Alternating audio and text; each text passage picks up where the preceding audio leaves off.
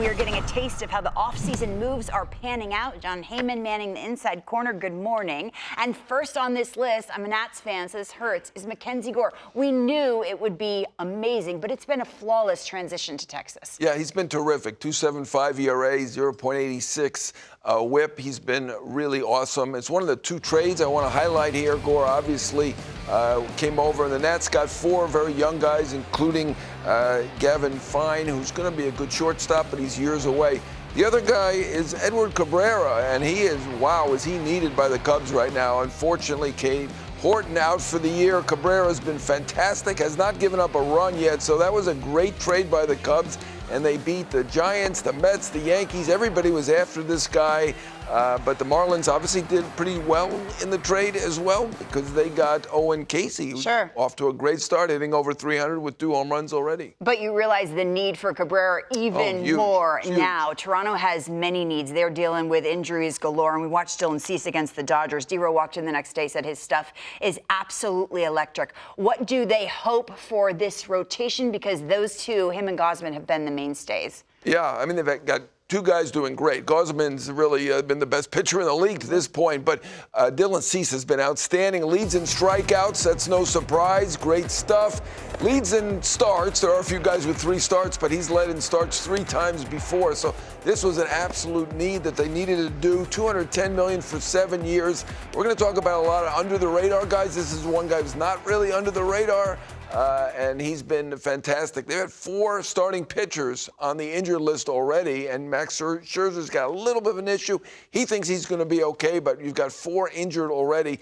This is a guy who was never injured, always answers the bell, and that's part of the reason he got that 7-year, $210 million deal. Part of the reason, coupled with the talent. You talk about under the radar, Munetaka Murakami. I mean, when he signed for 2 years, $34 million, you and I have talked about this. It was the perceived swing and miss. Not really seen that. Why was that deal that, and did they expect him to be this? Yeah, I mean, there were certainly questions about him. The position was another big question about him, and he's not a third baseman. They've moved him to first. He's actually been very good at first base, so he's handled that transition beautifully. Now, he does swing and miss a little bit, but he does have 4 home runs, which is a lot right now. Home runs are way, way down. I think they're down like 60 home runs in Major League Baseball over the first 2 weeks of the season, but 4 home runs. This is a guy who's a 2-time MVP, won the Triple Crown over there for your Colt. I mean, I love this signing at the time. I still love it.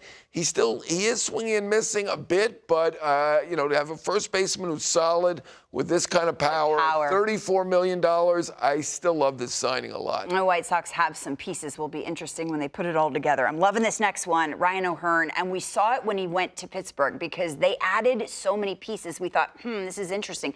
9 years into his big league career, and he's been a bright spot for them, John. Absolutely, a late bloomer. He's hitting fantastically. He's hitting .350 with an OPS over 1,000. They obviously added Ozuna, they added Lau, but this guy's been the best so far. 2 years, $29 million. Now, that sounds like a pretty good deal for him, but he is certainly performing. I don't know. The Pirates have got a lot of good stuff going on right now. Obviously, you got Skeens, one of the best 2 pitchers in baseball. You've got Connor Griffin for $140 million, the biggest deal ever. So it's been kind of the year of the Pirate to this point, and O'Hearn has been a big part of that. A lot of attention, deserved attention in the early season. TJ Rumfield, he was with the Yankees, never played in a big league game. First one was with Colorado, and there's an opening and there's a fit. It fits nicely. He's been great so far, TJ Rumfield. Terrific move by the Rockies to get him for the right-hander Chivilli. But, I mean, felt like he was a little bit blocked by Rice, who's been a big star with the Yankees, obviously one of the best sluggers in the game. Now he's getting an opportunity. But, you know, could they have kept him and had Rice catch? Because Rice is actually a pretty good catcher.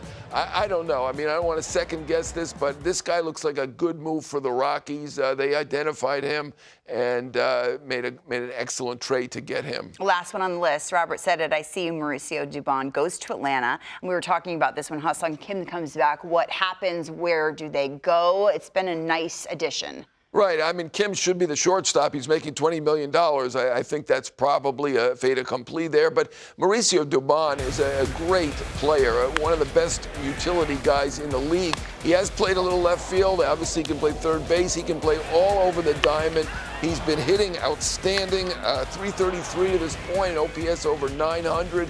I felt like a little bit of a salary dump by Houston. I mean, obviously they try to win. Obviously they wanted to sign Imai, gave him $18 million a year, but they did save $6 million by trading him over here, and very fortuitous by the Braves. They didn't know Kim was going to be out, but now they've got a real shortstop, and they've got a guy who can play all over the diamond once Kim comes back. And giving love on a Friday, deserved love. Jon Heyman manning the inside corner. Thank you, my friend.